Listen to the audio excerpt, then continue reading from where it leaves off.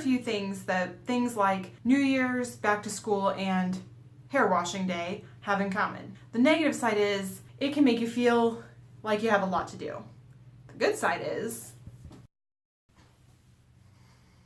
they can also leave you feeling energized and enthused like you can take on the world. Today I'm going to share some tips on how to go from overwhelm and anxiety to energy and ready to accomplish all your goals.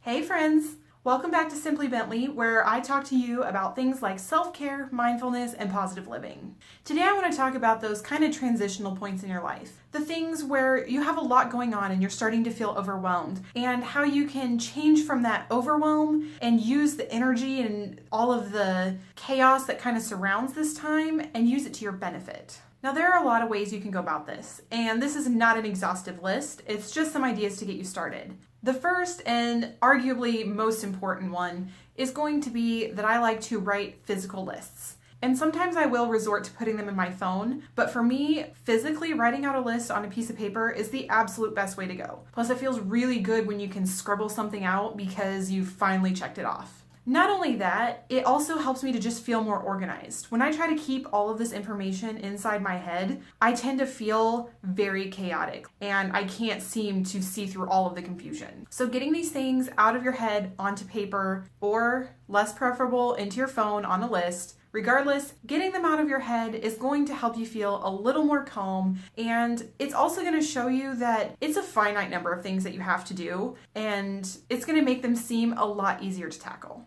Along with that, another thing that I think is really important during these times of chaos is to tackle some nagging tasks. It seems a little counterintuitive that you would go about doing other things whenever there's some really important thing going on that needs a lot of your attention. But when you come home and things are kind of in a chaos, and just like with the list, you have all these things that you know you need to do, but you don't seem to make any headway, that's causing a little bit of an upset inside your head. So take a little bit of time. Do those things that kind of annoy you. For me, it's silly things. Like, I make my own homemade spice mixes. So when I run out of a spice mix and I start dumping stuff into a pan, it's just not as easy, and it doesn't feel as good as having whatever spice mix I need there in order to just cook supper and not have to think about what goes into it. To go along with that, also remember to go back to step one. Make a list of these nagging tasks, because having a list of them, even if you don't actually accomplish any of them, making the list is going to feel like you've made headway because you've organized the tasks that you have to do. So it's going to make them easier to tackle when you can finally get to them.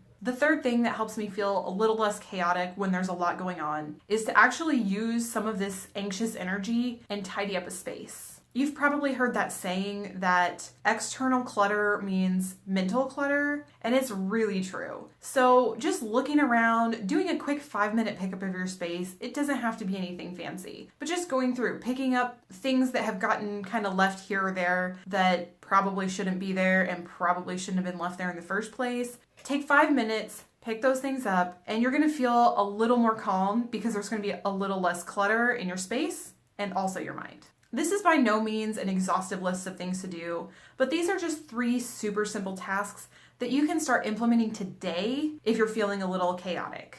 If you need help keeping track of nagging tasks that you need to do, I made a super helpful list on my blog, which I'm going to link below, that has 30 ideas for nagging tasks to take care of. Thank you so much for watching. I'm so glad to be back after this brief little hiatus for the spring.